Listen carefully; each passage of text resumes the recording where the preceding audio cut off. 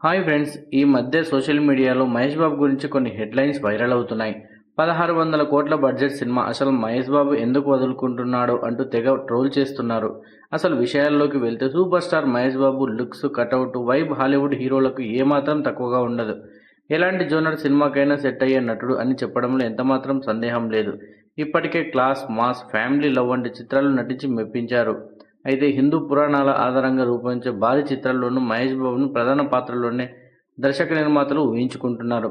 ఈ క్రమంలో ఇండియాలోనే అత్యంత ప్రతిష్టాత్మకంగా రామాయణం ఆధారంగా రూపుదిద్దుకుంటున్న 1600 కోట్ల బడ్జెట్ సినిమాకు మహేష్ బాబు వదులుకుంటున్నాడని తెలుస్తోంది. అందుకు సంబంధించిన వివరాల్లోకి వెళ్తే ప్రస్తుతం ఇండియన్ ఫిల్మ్ ఇండస్ట్రీలోనే అత్యంత భారీ బడ్జెట్తో రూపుదిద్దుకుంటున్న చిత్రంగా రణబీర్ కపూర్ రామాయణ రికార్డు క్రియేట్ చేసింది. ఈ చిత్రానికి నమిత్ మల్హోత్రా నిర్మాతగా వ్యవహరిస్తున్నారు. ప్రైమ్ ఫోకస్ స్టూడియోస్ బ్యానర్లోనూ 1600 కోట్లతో రూపుదిద్దుకుంటోంది. ఈ వీడియోలో మరింత సమాచారం కోసం వీడియోని చివరి వరకు చూడండి.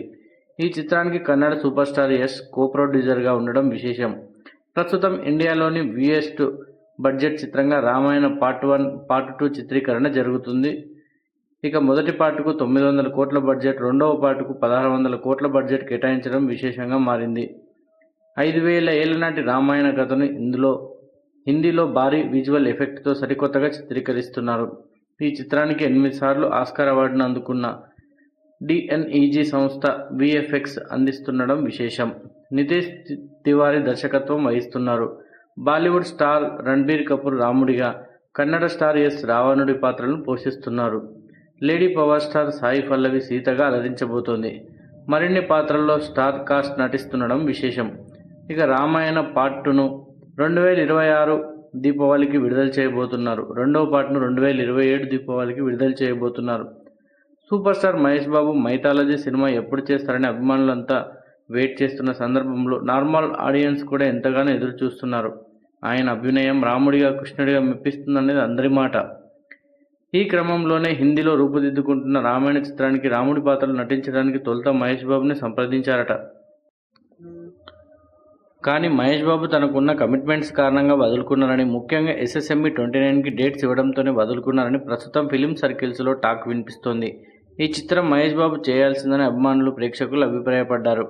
ఇక ప్రస్తుతం మహేష్ బాబు దర్శకధీరుడు, India's top director SS Rajamouli దర్శకత్వంలో నటిస్తున్నారు.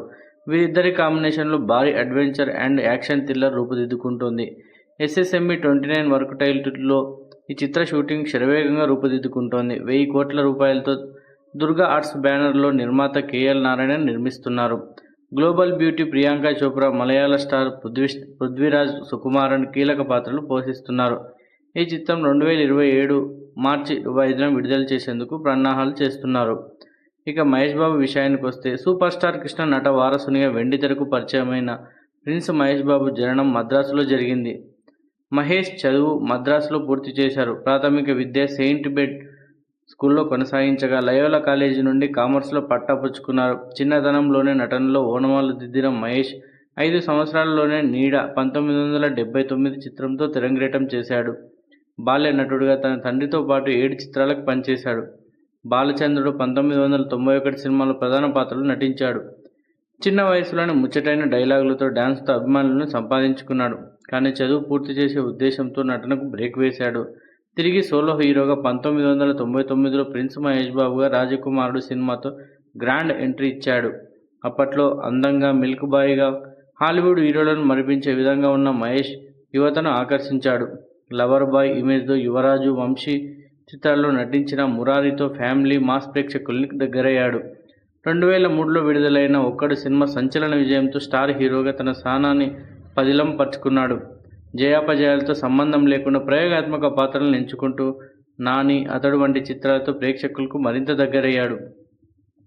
2006లో వచ్చిన పోకిరి ఘన విజయం సాధించి తెలుగు సినిమా రికార్డులను తిరగరాయడమే కాకుండా తెలుగు సినిమా మార్కెట్ స్టామినాను ప్రపంచానికి తెలియజేసింది. అంతకుముందు వరకు ప్రిన్స్ అని పిలిపించుకున్న మహేష్ పోకిరితో సూపర్ స్టార్గా మారిపోయాడు. ప్రస్తుత తెలుగు సినిమా అగ్ర కథానాయకులలో ఒకడిగా వెలుగొందుతున్న మహేష్ నటనలో తన ఖలేజాను చూపిస్తూ దూకుడుగా తార పదానికి దూసుకుపోతున్నాడు. వీడియో నచ్చితే లైక్ చేయండి, షేర్ చేయండి, మన ఛానల్ని సబ్స్క్రైబ్ చేసుకోండి. మరో వీడియోతో మళ్ళీ కలుద్దాం.